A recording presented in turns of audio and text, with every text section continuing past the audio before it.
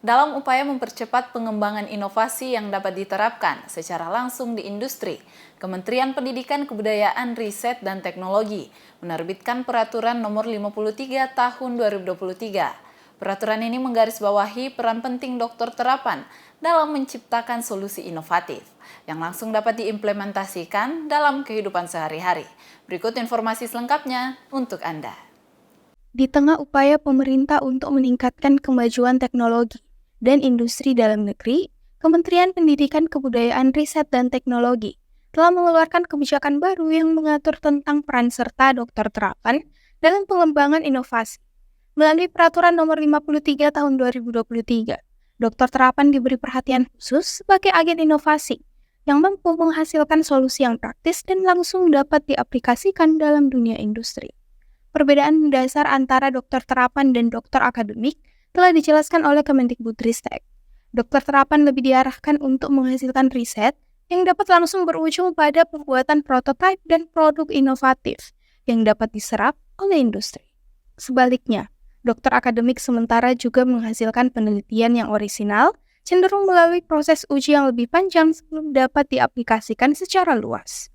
Sebuah lembaga atau perguruan tinggi yang sudah memiliki dokter akademik, terutama seperti Unhas yang sudah begitu lama memiliki program doktoral, itu sebenarnya tinggal bagaimana dokter-dokter akademik ini difasilitasi, ya, diarahkan agar menjadi lebih fokus pada penelitian yang mereka geluti hingga kemudian menghasilkan sebuah produk inovasi, prototipe, hingga bisa menghasilkan sebuah produk terapan. Itu pun akademik begitu. Namun karena mungkin saat ini kita pikir bahwa produk-produk terapan kita, ya produk dokter terapan kita di UNAS itu belum sebagus dan sebanyak dengan universitas-universitas ternama, maka menurut saya ya UNAS bisa saja membuka program dokter terapan, ya, yang tentu saja nanti peminatnya atau orang-orang yang menjadi calon S3 dokter terapan ini ya mungkin memang harus ada sistem seleksi bagi mereka yang memang punya pengalaman panjang, ya, pengalaman rekayasa, pengalaman inovasi, dan pengalaman karya yang kreatif yang mau dikembangkan untuk menjadi sebuah produk begitu.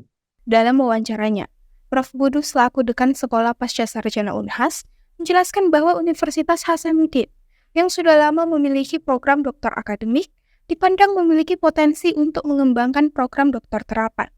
Ini dapat dilakukan dengan memfasilitasi fokus penelitian dokter akademik hingga menghasilkan produk inovatif berbasis prototipe. Dalam konteks ini, diperlukan adanya tempat dan sarana prasarana yang memadai untuk mendukung penelitian dokter terapan, bukan hanya laboratorium riset konvensional. Kolaborasi antara dokter terapan dan dokter akademik dianggap penting dalam mendukung pengembangan inovasi. Dokter terapan dapat memanfaatkan pengetahuan dan pengalaman dari dokter akademik untuk mengembangkan ide-ide inovatif menjadi produk nyata.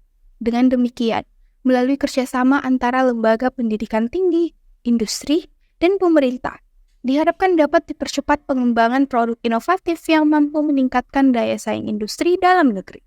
Feni Septiani Samuel, Muhammad Saiful, Unhas TV.